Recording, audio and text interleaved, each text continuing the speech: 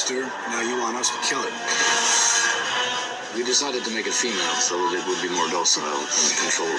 More docile and controllable. I guess you guys don't get out much. Hello everybody, welcome back to Screenstars. I'm here today to bring you my review for the 1995 science fiction horror, and for reason for this review, creature feature, Species. The film is directed by Roger Donaldson and it stars Natasha Hendricks, Michael Madsen, Ben Kingsley, Alfred Molina, Forrest Whitaker, Mark Helgenberger and Michelle Williams. Right, okay, the film focuses on, we have made contact with something from another world. It has contacted us through SETI. It has given us some DNA and how to splice it with human DNA. So naturally, the human race, what do? They experiment with it. And they create Syl. However, a decision is made to destroy Syl and abandon the project, but she's not going to accept it. She breaks out into the world, into trying to escape. And Ben Kingsley brings together a team of experts led by Michael Madsen, as well as a few others with scientific abilities, etc., in order to try and track her down and kill her. Syl's is changing very, very fast. She matures into Natasha Hendricks' character, and the only thing she really wants to do is procreate and have a baby, and lo and behold, anybody that gets in her way. Right, what are my thoughts on Species? Well, this, I remember going to the cinema to see this way, way back when it first came out. And I remember quite enjoying it, if I'm going to be honest. Thought it was decent. I mean, one of the big pulls, well, certainly for me at the time, and probably still now, really, is that the creature was designed by H.R. Geiger, who did the design for the Xenomorph in the Alien film. So it's a real, very distinctive way of styling the things that he does, and you know the style of the creature in this, I think, is very, very unique in most ways. I think the effects let it down sometimes, but it is still very, very unique.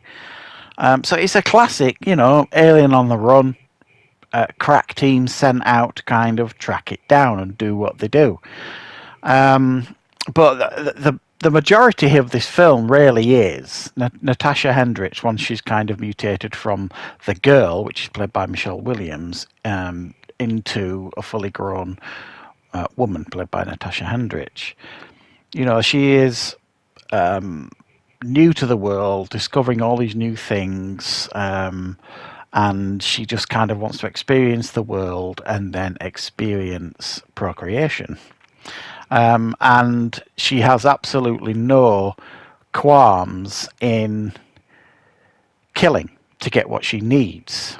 And that's one of the things I'm not sure if the film gets right or wrong here, because Natasha Hendricks' character is so charming, I suppose. I mean, absolutely beautiful, disarmingly beautiful, and this was her first film.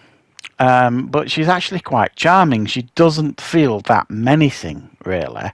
And I don't know if that's her lack of acting ability or if that's the way they wanted to pitch it. But in actual fact, that she is an absolute cold-blooded killer. And when you do see that, and it's usually when she kind of changes to the creature. There's a woman that she's jealous of in the women's toilets in a restroom. So what does she do? She kind of destroys her through the wall, basically. But she does it as she's changed into the creature.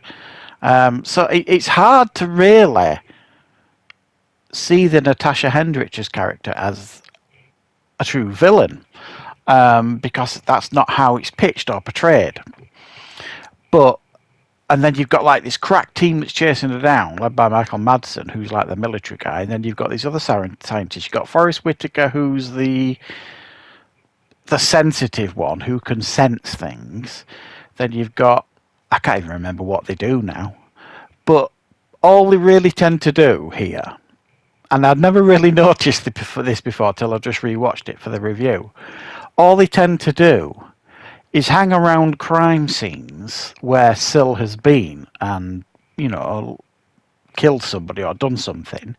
Hang around crime scenes discussing things, and then Forrest Whitaker sensing something, or hanging around bars.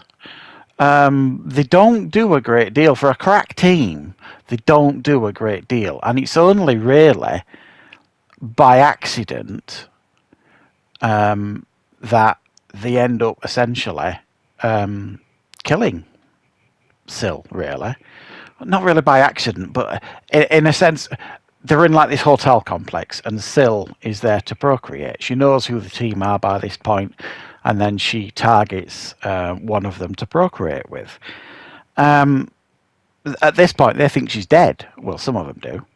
So it's really nothing they did to track Sil down. It was Sil that put herself in that hotel where they were. So she kind of killed herself in a lot of ways. So they're not really what you would describe as a crack team here. None of them contribute a great deal at all to this team. In fact, the only one that really does contribute anything is Forrest Whitaker's Dan, who is, like I say, the sensitive one. Ben Kingsley is his character, who, I mean, he's fine in the film, but he's probably the stupidest scientist of all time, because there's a scene in this film where he tells them that they decided to make Sil a woman to make her more docile. And at that point, somebody sort of chucked something at him, because everybody knows in nature the most aggressive of the species is the female. It's spider. I mean, you look at them, spiders, anything like that. You know what I mean? It's the female that is the most aggressive. So why they decided to do that? Because they thought she'd be more docile and easier to control. At that point, you're just kind of like, well, you're an imbecile. You're all imbeciles. I mean, to even do it in the first place, they were imbeciles. But it's more imbecilic stuff on top of stupidity. So I mean, there's a lot of dumb stuff here in this film. And like I say, I do think the effects haven't aged well. Some aspects of the CGI that they try and use in this, some of the, I'm sure it wasn't all CGI. Well, it isn't all CGI. I'm fairly sure of that. And some of that isn't looks okay, in my opinion. It's done all right. It looks quite good. But definitely some of it, I think, does not help the film at all, in my opinion. The scene at the end where they're chasing Sil down into the sewers and stuff like that could have been done a bit better. There were some good ideas thrown in there, but they didn't all necessarily work. I mean, ultimately, it's a sci-fi horror with a very, very interesting idea going on, with some creative stuff going on in the background. But ultimately, while it's not an all-time classic or anything like that, it's a very, very solid science fiction creature feature with some good moments, fantastic design by H.R. Geiger, and a stacked cast, really. You know what I mean? And Natasha Hendricks. Come on, man, she's absolutely stunning. And it was a really, really knockout first role for her. I think she delivered. To say she had no experience, I thought she did really quite well as well in this. So yeah, Species. I know they did they do 2 or 3 sequels to this? I've never seen any of them.